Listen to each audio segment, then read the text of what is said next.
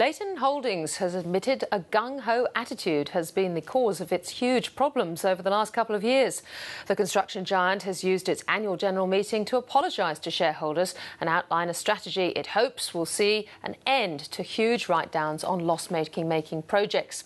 Andrew Robertson reports.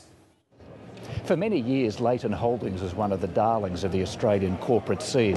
In recent times, though, its halo hasn't just slipped but fallen off and been smashed. The annual general meeting is a chance for shareholders to tell the company what they really think. Since the last AGM, there have been hundreds of millions of dollars in more write-downs of the troubled Victorian desalination project and the Brisbane Airport Link Road. But despite that and the huge losses in the preceding 12 months, the shareholders the ABC spoke to were very forgiving. I'm a long-term shareholder and I aim to stick with them for a while. Well, I think a lot of companies have upheavals, so we just hope for the best.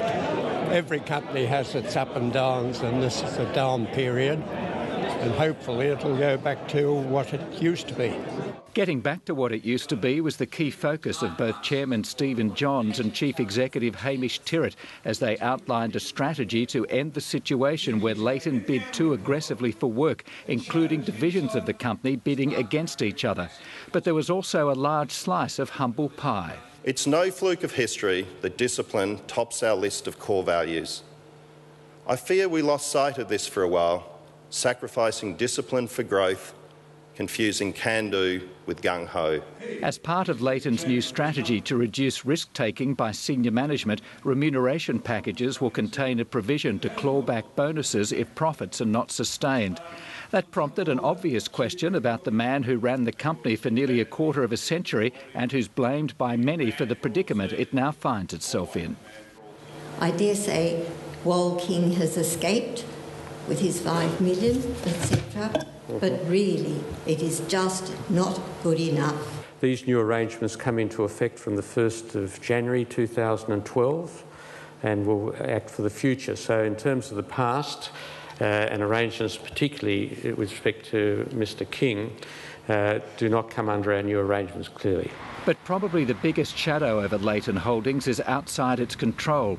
Leighton is majority owned by German company Hochtief, which in turn is owned by heavily indebted Spanish construction company ACS.